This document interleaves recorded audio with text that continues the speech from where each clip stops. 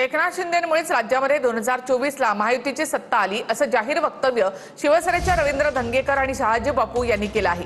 दुसरीकडे मंत्रिमंडळ विस्तारामध्ये मुख्यमंत्री फडणवीसही दिल्लीमध्ये जातील अशी वक्तव्य विरोधी पक्षाचे नेते करतायत। एकनाथ शिंदेमुळेच राज्यात 2024ला महायुतीची सत्ता आली असं वक्तव्य शिवसेनेचे नेते जाहीरपणे करू लागल्यामुळे पुन्हा एकदा चर्चा सुरू झाली। आधी रवींद्र धंगेकर आणि आता शहाजी बापू यांनी केलेल्या वक्तव्यामुळे शिवसेनेला नेमकं कोणतं टायमिंग साधायचंय असा प्रश्न उपस्थित होऊ लागलाय।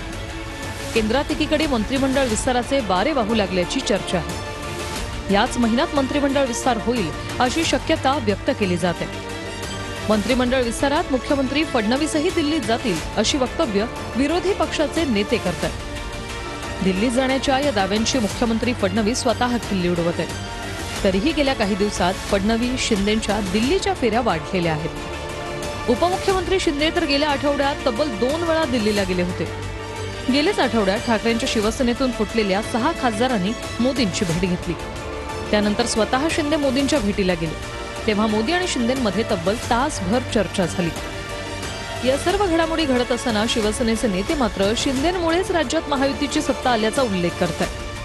ही वक्तव्य करताना शिवसेनेचे नेते शिंदेंच्या धाडसामुळे या सर्व गोष्टी घडल्याचंही नमूद करत आहेत। केंद्रीय मंत्रिमंडळ विस्ताराची चर्चा, सुप्रीम कोर्टात सुरू असलेली शिवसेनेची सुनावणी आणि त्यातच शिवसेना नेत्यांची शिंदेंच्या कर्तृत्वाबाबत केलेल्या वक्तव्याच्या टायमिंगवर सध्या राजकारणात जोरदार चर्चा सुरू आहे। ज्यावेळेला माननीय एकनाथ शिंदे साहेबांनी लाडकी बहीण योजना ही अंमलात आणली, त्या लाडक्या बहीण योजनेमध्ये अनेक आमदार निवडून आले।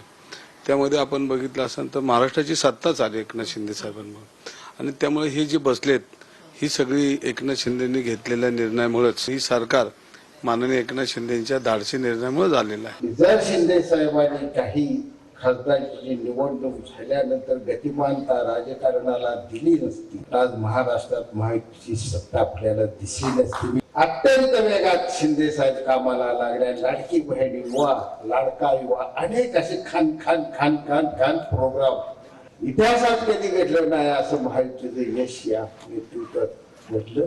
यशवंतरावजी चव्हाण, वसंतदादा पाटलानंतर डोळं झाकून मान मांडीवर ठेवावे असं तिसरं नेतृत्व मला एकनाथजी शिंदे साहेब आहे। भविष्यामध्ये महाराष्ट्राला एक चांगला चेहरा पाहिजे, आणि एकनाथ शिंदे साहेबांचा चेहरा महाराष्ट्राला माहिती आहे, आणि धाडसी निर्णय घेण्याची ताकद त्यांच्यामध्ये।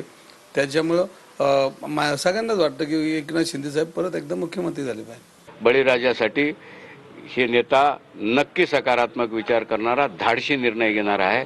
बाकीचं काही असो, एक बार आपण यांच्यासाठी करू असं सगळ्यांचा संकल्प आहे। 29ला मुख्यमंत्री होणार ना, ची आशा आहे म्हणालो ना, आम्हाला खात्री आहे आणि आशा